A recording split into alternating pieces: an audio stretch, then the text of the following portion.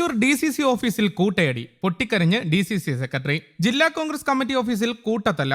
ലോക്സഭാ തെരഞ്ഞെടുപ്പിൽ UDF സ്ഥാനാർത്ഥി K മുരളീധരന്റെ ദയനീയ തോൽവിക്ക് ശേഷം പല രീതിയിൽ പ്രകടമാകുന്ന പ്രതിഷേധത്തിന്റെ മൂർധന്യതയിലാണ് അല്പസമയം മുമ്പ് തല്ലുണ്ടായത്. K മുരളീധരന്റെ തിരഞ്ഞെടുപ്പ് പ്രചരണ സംഘത്തിലുണ്ടായിരുന്ന DCC സെക്രട്ടറി സജീവൻ കുരിയച്ചിറയും അനുകൂലികളും DCC ഓഫീസിലെത്തിയപ്പോൾ പ്രസിഡന്റ് ജോസ് വള്ളൂരും അനുയായികളും പിടിച്ചു തള്ളിയെന്നും മർദ്ദിച്ചുവെന്നുമാണ് ആക്ഷേപമുയരുന്നത്. മർദ്ദനമേറ്റ സജീവൻ പൊട്ടിക്കരയുകയും ഓഫീസിന് മുന്നിൽ കുത്തിയിരിക്കുകയും ചെയ്തു. പ്രതിഷേധവും നടത്തി. അതേസമയം ലോക്സഭാ തെരഞ്ഞെടുപ്പിൽ തൃശൂരിലെ K മുരളീധരന്റെ പരാജയത്തിൽ കോൺഗ്രസിനകത്ത് തന്നെ പോര് തുടരുകയാണ്. തൃശൂർ DCC ഓഫീസിന് പുറത്ത് പരാജയത്തിൽ പ്രതിഷേധിച്ച് പോസ്റ്ററുകൾ ഒട്ടിക്കുന്നത് തുടരുന്ന ഒരു സാഹചര്യമാണ് ഇപ്പോഴുള്ളത്. ഇത്തവണ കോൺഗ്രസ് നേതാക്കളായ അനിൽ അക്കരയ്ക്കും MP വിൻസെന്റിനുമെതിരെയാണ് പോസ്റ്ററുകൾ പ്രത്യക്ഷപ്പെട്ടത്. K മുരളീധരന്റെ തോൽവിക്ക് പിന്നാലെയാണ് DCC ഓഫീസിന് പുറത്ത് ഗ്രൂപ്പ് തിരിഞ്ഞ് പോര് ശക്തമായിരിക്കുന്നത്. DCC പ്രസിഡന്റ് ജോസ് വള്ളൂരിനും TN പ്രതാപനുമെതിരെ വോട്ടെണ്ണലിന്റെ പിറ്റേ ദിവസം പോസ്റ്റർ പ്രത്യക്ഷപ്പെട്ടിരുന്നു. കോൺഗ്രസിലെ നിലവിലെ പ്രശ്നങ്ങൾ പരിഹരിക്കണമെങ്കിൽ ജില്ലാ നേതൃത്വത്തിൽ മാറ്റം കൊണ്ടുവരണമെന്നാണ് പ്രധാന ആവശ്യം. തൃശൂരിലെ പരാജയത്തിന് പിന്നാലെ നേതൃത്വത്തെ അതൃപ്തി അറിയിച്ച് K മുരളീധരനും രംഗത്തെത്തിയിരുന്നു. പൊതുരംഗത്ത് നിന്ന് താൽക്കാലികമായി വിട്ടുനിൽക്കുകയാണെന്ന് അദ്ദേഹം പ്രതികരിക്കുകയും ചെയ്തു. തൃശൂരിലെ BJPയുടെ പ്രചരണത്തിന് വേണ്ടി പ്രധാനമന്ത്രിയും